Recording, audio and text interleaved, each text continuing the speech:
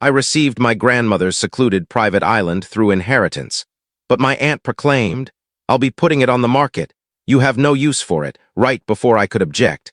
Grandmother's attorney revealed a concealed provision that left her yelling because. I was seated in my grandmother's attorney's office, still attempting to absorb what I'd just been told. The atmosphere seemed dense, oppressive, as if the entire space had halted in place. Opposite me, my Aunt Diane reclined in her seat, sporting the most arrogant look I'd ever witnessed. She'd hardly allowed the attorney to complete reciting the will when she declared, "I'll be putting it on the market. You have no use for it." She was referring to the secluded island my grandmother had just bequeathed to me. Initially, I figured I'd misunderstood her. I looked over at the attorney, Mr. Carmichael, a long-time family acquaintance, but his expression gave nothing away. I shifted back to Diane. "Pardon me?" She grinned slyly. "The island, you have no use for it. It's overwhelming for you to manage, and I possess the contacts to offload it at a solid value. I'll handle everything." She phrased it as though it was already settled, as if she possessed the power to disregard my grandmother's intentions, as if I wasn't even relevant in this choice. I sensed my gut churning. I understood Diane sufficiently to grasp what was unfolding. She'd always operated like this, self-important, scheming, and utterly reluctant to acknowledge that the universe didn't orbit around her. But prior to when I could even counter, prior to when I could utter a single syllable, Mr. Carmichael serenely delved into his portfolio and extracted another packet.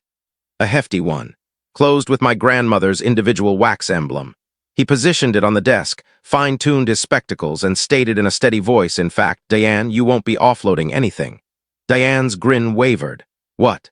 Mr. Carmichael meticulously cracked the seal, withdrew a pile of papers, and started reciting.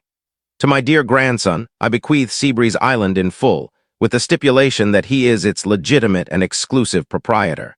Nevertheless, if Diane endeavors to meddle in any manner, whether through pressure, litigation, or deception, she shall promptly surrender all leftover properties allocated to her in my will." Quiet. Then Diane emitted a harsh, resentful chuckle. "That's absurd. You can't be for real." Mr. Carmichael didn't even flinch. "Your mother was entirely for real." Diane's complexion had turned utterly crimson.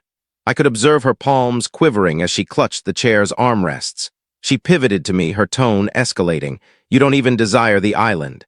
Why should you receive it? It's valued at millions. What are you planning to do with it?" I parted my lips, but Mr. Carmichael interjected fluidly. "That's beside the point. The island is his. You cannot lay a finger on it." Diane pounded her palm on the desk. "This is outrageous." She was elderly. She wasn't aware of her actions. Mr. Carmichael scarcely responded. "Your mother was mentally competent when she drafted this. The papers were examined, executed, and attested. This is enforceable by law." Diane's respiration became abrupt and uneven. "So what am I expected to do?" Mr. Carmichael removed his spectacles and locked eyes with her. "Honor your mother's desires." Her mouth tightened into a narrow streak. Her gaze flicked toward me, brimming with pure rage. I could practically detect her mindset. This isn't finished. And I recognized she was serious. Because Diane wasn't the sort to retreat. She was going to battle this, and she was going to fight unfairly. Diane bolted from the attorney's office that day, but I realized this wasn't the conclusion. I wasn't mistaken. Under a week later, the phone calls commenced. At the outset, it was a lone, unidentified caller. I disregarded it. Then another, and another. When I eventually answered, a gentleman on the line presented himself as a property developer.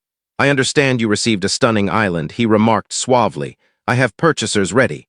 I can turn you into a multimillionaire instantly." I furrowed my brow. "I never listed it for sale." "Oh, I realize," he replied. "But I was informed you might be convinced." I disconnected.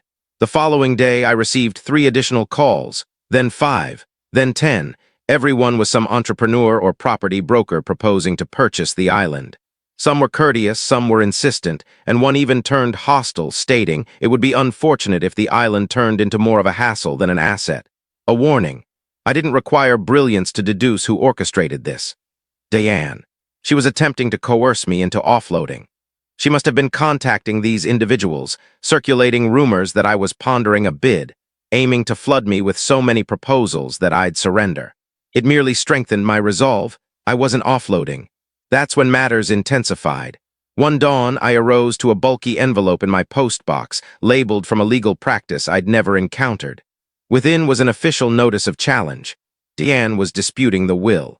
She was asserting that grandmother was not mentally competent when she composed it, that the island ought to have gone to her because she was more accountable and better equipped to oversee it. It was comical. I contacted Mr. Carmichael right away. He wasn't shocked. She's clutching at illusions, he noted.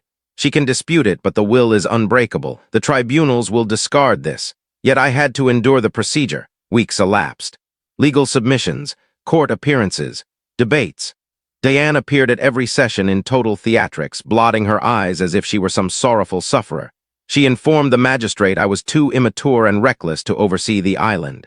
She fabricated tales about how grandmother had desired her to possess it, but that I had schemed against her in her later years. She fibbed outright, but she hadn't anticipated one element. Grandmother had filmed a recording. During the ultimate session, Mr. Carmichael extracted a flash drive and connected it to the courtroom display. And there was grandmother, vibrant, keen, and addressing the lens directly. If you're viewing this, Diane is attempting to rob from my grandson. Diane's complexion paled. Grandmother proceeded. Allow me to be perfectly explicit. I did not overlook you, Diane. I simply understand you. If you're causing a scene, it indicates you attempted to scheme your path into something that was never yours. The island belongs to my grandson.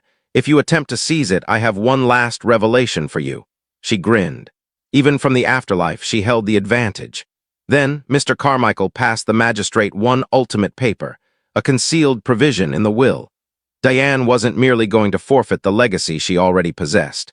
She had to reimburse every penny she had withdrawn from grandmother's holdings over the years. Every extravagant getaway, every buck expended from the family fund, she was indebted for it all. Diane shrieked in the courtroom, but the magistrate affirmed everything. Her claim rejected, her funds evaporating, her schemes utterly ruined. But even that wasn't the finish, because Diane, she wasn't finished yet. I assumed Diane was done after she embarrassed herself in the tribunal. I assumed forfeiting her legacy and being compelled to repay thousands to the holdings would suffice to force her to quit. I was incorrect, because the true ordeal was only starting. After the tribunal matter, I at last had opportunity to explore the island. I had no clue what to anticipate. I'd only viewed it in aged snapshots, dense verdant woods, jagged bluffs, an ancient beacon that hadn't operated in decades. But upon arrival, I sensed something amiss. There was a vessel moored at the beach, a vessel that wasn't mine. Somebody was already present. I alighted on the island, pulse racing, surveying the foliage. All was silent. No noises except the sea and the breeze. Then afar I spotted motion. A silhouette vanishing into the foliage. I shouted, "Hello?" No reply. I retrieved my phone to alert the authorities, but naturally no reception. That's when I noticed it. A notice fastened to one of the trunks near the vintage residence. A sheet of paper with large, prominent characters. Leave. And below, a deceased fish fastened to the trunk with a corroded blade. I captured images, returned to my vessel, and headed directly to the authorities. They weren't very assistive. Rural Maine officers don't precisely leap to probe a strange sensation and a deceased fish. Might have been youths, they claimed. Might have been an angler pulling a prank, but I knew otherwise. This bore Diane's signature everywhere. She failed legally, so now she was attempting another tactic. She was trying to frighten me off. A week afterward, I returned to the island. This time I wasn't solo. I brought a pal, James, a former colleague who had background in protection services. We installed a few concealed recorders around the residence and pier, and it was fortunate we did, because that evening, the residence ignited. We were both dozing when the odor struck me, dense fumes drifting under the entrance. The blaze detector was blaring. I flung open the entrance to discover flames creeping up the partitions of the lounge. James seized the blaze suppressor, but it was overdue. The entire flank of the residence was ablaze. We scarcely escaped promptly, and as we dashed outdoors, I glimpsed a form sprinting into the foliage. Somebody had been present. Somebody had ignited the blaze. The subsequent morning, we reviewed the recordings, and there it was. A fuzzy, dark form advancing toward the residence around midnight. They spilled something along the partition, fuel. Then a spark of an igniter, and the blaze erupted alive. The authorities were quite engaged now. They collected the recordings and initiated a probe. And guess who was the prime suspect? Diane. But here's where events got truly convoluted. Because when the authorities went to interrogate her, she had vanished. Her residence, cleared out overnight. Her financial accounts, emptied. It was as if she had evaporated into nothingness. She wasn't merely trying to seize the island. She was fleeing from something, and I was about to discover what. Diane vanishing wasn't just odd, it was dubious as heck. This lady had expended months combating me for this island. She had squandered thousands on legal experts, staged a meltdown in the tribunal, and even attempted to intimidate me with warnings and ignition. And now, after igniting my residence, she was just absent. I wasn't accepting it. Something was wrong. The authorities were hunting for her, but I knew they wouldn't exert much energy. To them, she was just some resentful aunt who forfeited her legacy. So I engaged a private detective. James, my pal who had accompanied me on the island, had some enforcement links. He suggested a man, Harris. Harris was a seasoned, straightforward type who had witnessed everything. When I recounted the tale, he merely whistled. So your aunt's a scheming crook, attempted to perpetrate deceit, ignited a blaze, and now she's fled. He laughed. I've encountered this previously. She's fleeing because she owes somebody funds. I hadn't considered that. Diane had always existed beyond her resources. Costly trips, high-end vehicles, couture attire. But how was she funding all that? Harris began probing. It didn't require much time before he uncovered something major. Turns out Diane was submerged in obligations. Charge cards exhausted, borrowings in default. And the direst aspect, she had secured dubious borrowings from perilous individuals. The sort of individuals who don't tolerate delayed repayments kindly. She had been frantic to offload the island because she required a quick windfall to settle her obligations. And when she failed the tribunal matter, when she grasped she was receiving zilch, she had one choice remaining: flee. Now that I understood what was transpiring, I had a concept. Diane was concealing, but she wouldn't remain absent eternally. She required funds. And she was foolish enough to believe she could still acquire something from the island. So I arranged a snare. I had Harris disseminate a phony gossip on the internet. An entry on a property discussion board stating proprietor of Seabreeze Island pondering a discreet transaction, purely under the table, seeking substantial cash purchasers.